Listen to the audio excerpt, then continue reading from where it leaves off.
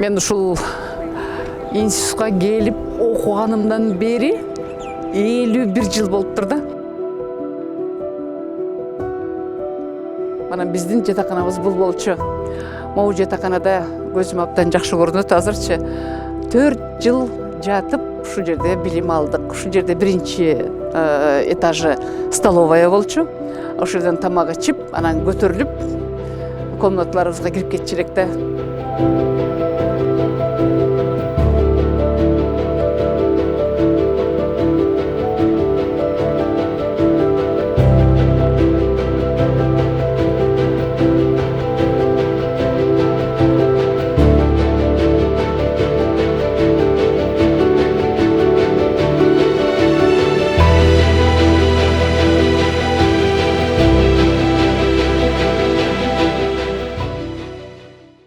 Атағы таш жарып турчу бул институттун себеби деген Кыргыз кыз келиндер педагогикалык институт деп. Ошол Союзда биздин Кыргызстанда, анан кийин Өзбекстанда гана бар болчу. Анан ошол биздин институт аябай бир өзүнүн орду бар, баа баркы бир аябай бүт ошо 11 союздук республиканын ичинде бир өзгөчө орунда турчу да. Ишеналы Арабаев атындагы Кыргыз мамлекеттик университетинин 1979 жылдагы бүтүрүүчүсү Гүлшан Молдоева 45 жылдык өмүрүн кыргыз телевидениясына арнап, күжүрмөн эмгегинин аркасында Улуттук телерадио берүү корпорациясынын жогорку категориядагы дикторат алып, Кыргыз Республикасынын маданиятына эмгек сиңирген ишмер, Кыргыз Республикасынын эл артисти, жогорку мамлекеттик наамдарына ээ болуп, даңк медали менен сыйланды. Жан дүйнөсү чыгармачылыкты каалаган Гүлшан Молдоева Маяковский атындагы Кыз келиндер педагогикалык институтунда билим алган жылдарын эскерди.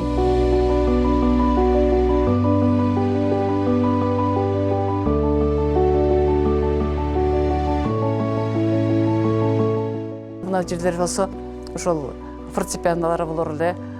Фортепиано ар бир класста ошо фортепианодон ар бирибиз кирип, мугалимдерибиз күтүп турчу эле, ошол мугалимдерибизге келип сабакты өтүп, жекече сабактар, ошо жекече сабактарды өтчүбүз. Анан кийин сакталды, ошол азыр. Анан кийин бул жакта болсо, мынакей. Ой, ушул саламатсыздар. Бияктын баары өзгөрүлүп кеткен турбайбы? Ушул жерде дагы экиден фортепиано турчу эле да. Экиден фортепиано болчу, анан кийин ошол мугалимибиз бир фортепианога өзү отуруп, бир фортепианода биз отуруп, анан кийин аябай бизде катуу баягы таптачу эле сабактарды өтчү эле. Сон жакшы. Издер калды.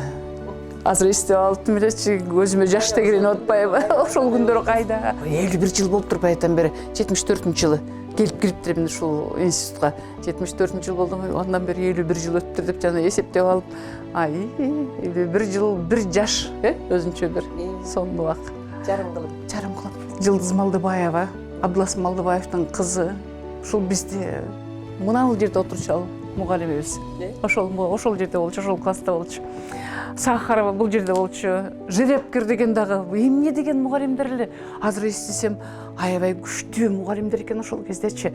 Баягы эң мыкты корифейлер ошол Абдылас Малдыбаевдин кызы Жылдыз Малдыбаева, ал өзгөчө бир билесиздер да композитор. Кыргыздардан чыккан бир жалгыз композитор кызыбыз ошол Жылдыз Малдыбаева эмес беле. Ошол агай, ошол эже сабак берди да. Бисмилда. Жакшы. Ай, сонун экен. Биягынан баштайлы.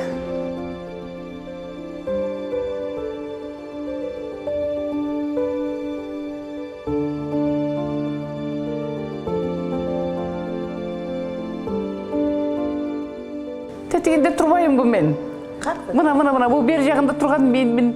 Тиги Анаркүл деген кыз, тиги Асанхан Жумакматов, тиги Болот Миңжилкыев. Мен тиги мен. Асанхан Жумакматов ошондо жап-жаш болчу карасаңар, мына сонун Болот Миңжилкыев.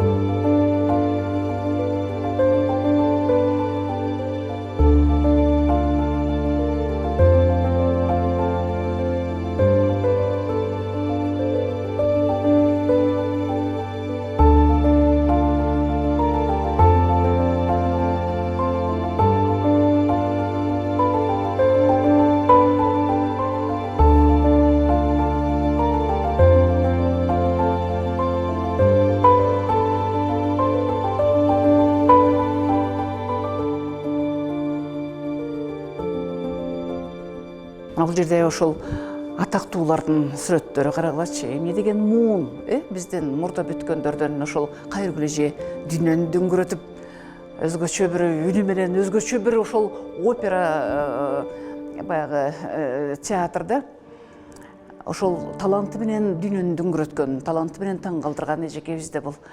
Азыркы күндө 90 жашка чыгайын деп калдыр эжекебиз, Кудай берсе көзү төрүү бар арабызда дегендей.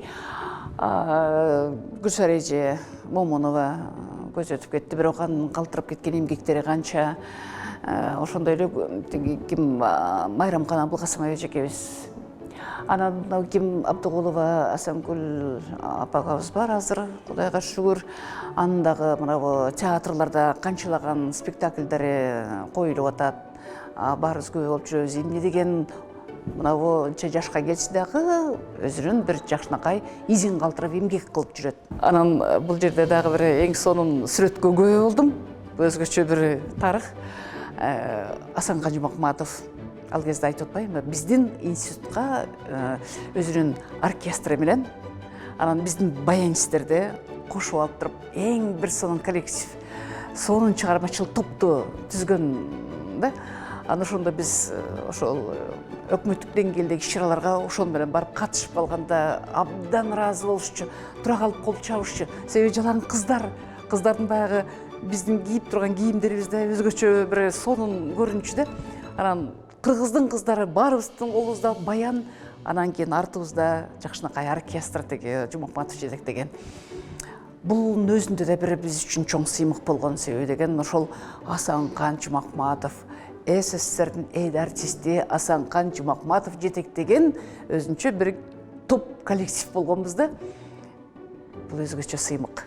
Анан азыр карасам, ошо биздин сүрөттөр турат, менин сүрөтүм турат, Асанкан Жумакматов, Болот Миңжилкыев, анан Жанетта Саймасаевна, институттун ректору.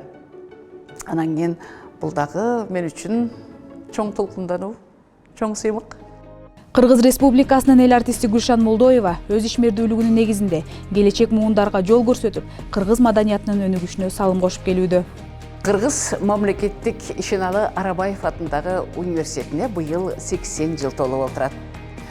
Мына ушул университеттин бүтүрүүчүлөрүнүн арасында мен да бармын. Мен дагы ушул университетти сыймыктануу менен атаймын. Бул университетте мен 4 жыл билим алдым. Мен татыктуу жана бийик, ардактуу билим алдым десем болот. Ардактуу ошо Ишеналы Арабаев атындагы университеттин эмгек жамааты. Бардыгыңыздарды университеттин 80 жылдыгы менен куттуктаймын. Ишиңиздерге ийгилик каалаймын.